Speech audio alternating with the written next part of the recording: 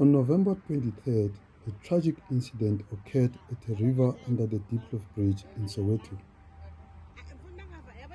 This has left the community searching for answers. 10-year-old Sfiso Sakhe Vilakazi was swimming with friends in their usual spot when he was attacked by a snake. According to witnesses, the snake was black, white and green in appearance. Unlike typical snake attacks, the creature did not bite the kid.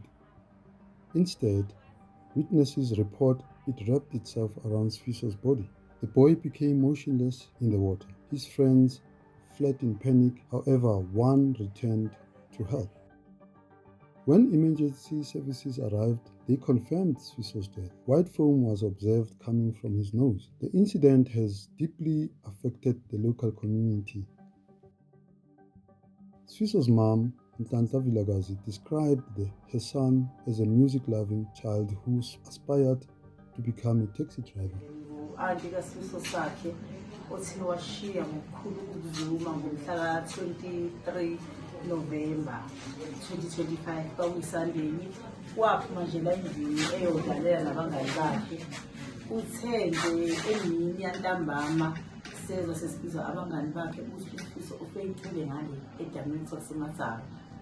Okay, abazali bakhe mangabe bephuthuma khona bamfica vele umntwana ngathi ukhishwa amanzi. Kodwa bathe mangabe bechaza abangani bakhe engambalula nje uSifude ehlala naye la endlini ukuthi umntwana wayeroloke enyaweni erolwe inyoka yasijikisa ubuso bayo yabhekisa uSifiso. Okuningi-ke thina sabazali asikubonanga kodwa sabuzwa ngabantwana ayekade ehambe nabo eMatsaba ukuthi umntwana ulinyazwe inyoka. The family is now seeking both practical and spiritual support. Basi bephakathi edamini inyoka nje leyabudani yamrola la enyaweni yasikhuphuka yasivela la yasibhekisa ubuso bayo ngakuye uSifiso. Bese ukuthi bekuthiwa uSifuda uyena owazama ukuthi yena-ke phinde bukile phakathi emanzini emdonsi. Wabuya naye wambeka endaweni engathi iyitshe idwalanyana. Ila bamthola khona. The friend who attempted to rescue Sfiso is reportedly experiencing severe trauma and requires counseling. The family has limited resources, with both parents currently unemployed. Local residents have expressed concern about the river's safety. From there, that's only access to Champela. We are just over land, no, because only as no still and Tamazayaham. We are going to find the Puma IMA, then Some community members claim this is not the first such incident, referencing another death approximately 10 years ago. They also report finding dead goats near the river. Ngoba neimbuzi zabantu ziyaphela khona la. Ziningi imbuzi ezidliwe la. And kunomunye ubhutolisa imbuzi abathi umje uhlale ibona idla imbuzi siyacela ukuthi kulumene sincede bangathi kakhulu. The incident has prompted parents in the area to warn their kids against swimming in the river. Hey, kulesenzo esenzakalile sizwela kubuhlungu kakhulu. Sungudeni uyazibona umntwana kuba nethemba lokuthi umntwana kusasiyopheleka mhlawumbe abe udokotela mhlawumbe abe into ethizeni ekuwukuthi uyomnceda egcineni. Sashaqeka kakhulu, sisalimele emoyeni.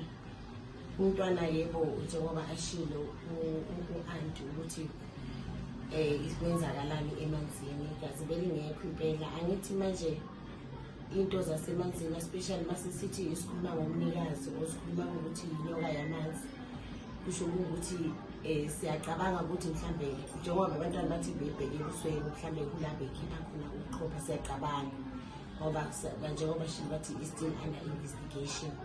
So sicabanga ukuthi kungabe kuloko intando yaNkulunkulu yinhloko esinga-expectanga ukuthi kwaze kwenzeke isenzakalo esisodwa. And as a parent, you can never plan for such or be prepared to lose your own child. So it did really touch us. Cops have acknowledged inquiries about the incident. Okay, okwamanje sisalinde yona imiphumela ebingakasho ukuthi nake ithini ngoba sathe under investigation. Ungakasitsheli imiphumela ukuthi nake ithini. Sisalinde. The investigation is continuing as the community grapples with this unusual tragedy. Sathi masibheka njengoba nibonile ukuthi it was even during the month besixakeke kakhulu, sacela kumphakathi ukuthi usincede, saphinde usudinga, saphinde sangena ngisho ngakhona ey'kweletini ey'nkulu. Njengoba nibona umama akasebenzi, ubaba akasebenzi, nathi nje asebenzi, sibona sikhona lana sicasilela sichasa khona kodwa abasele kakhulu namanje besizohlanganisa amakhanda ukuthi singaze sidlule kanjani ngoba ngeke bathi balimele sibeshe banjalo. Sithi ayusisi uzabona, so size ukuthi sizobona ukuthi mhlawumbe sihlanganisa amakhanda kanjani. Besingaqala futhi neNingizimu Afrika yonkana ngoba akusukuyinto eplaniwe senzeke, besingacabanga ukuthi singaze senzeke. Ingasincedisa la inganceda khona ukuthi usisi akwazi ukupesha la apesha khona, la ukuthi imali yaphuma khona ngoba bazamile impela inkokhela phila nazo ukuncedisa into eningi. Nje okomncwabo kukodwa sesikhuluma ngeBoxland besithe 28,000 singakhuluma ngezinye iy'ndleko. So kuyo yonke lento le iNingizimu Afrika uma ingazama ukuthi at least idonate umntwana sazi ukuthi nahleli khona akwazi ukubekeka kahle into efana lezo ngoba nazi ukuthi isintu futhi kuyafuneka ukuthi usisi ageze, iyafuneka futhi ukuthi nalento sikwazi ukuyigwema kwesintu ukuthi ingaphindi yenzeke. Kodwa zonke lezi zinto zibheke imali nosisi ngapha fanele kube nesenzo ukuthi akube isikhathi vele njengoba ngishiwo ukuthi fanele akhumule, makayokhumula inzima njengoba nimbona asazilile usisi. Konke lokho kufuna imali, niyasibona nesimo ekungukuthi kukiso isimo ekungukuthi vele siyazi ukuthi siya-understand singaNingizimu Afrika. Nangomsebenzi nje ifeva khona ikhampani engacabanga ukuthi mhlawumbe masingatholi-ke lanko ma-donation, ikhampani engathi mhlawumbe ayimthathe akwazi ukuthi mhlawumbe akwazi ukuzamela ngoba bakhona abantwana abasasele. Then inkinga enye futhi iba ukuthi angithi akunama-playground, so umntwana naye mhlawumbe bekungale ndlela ayijabulisa ngakhona. And even if iSouth Africa inganceda ukuthi abantwana balayo hostela mhlawumbe babaphe ama-swimming lessons as well, I think that will assist umphakathi wala eState.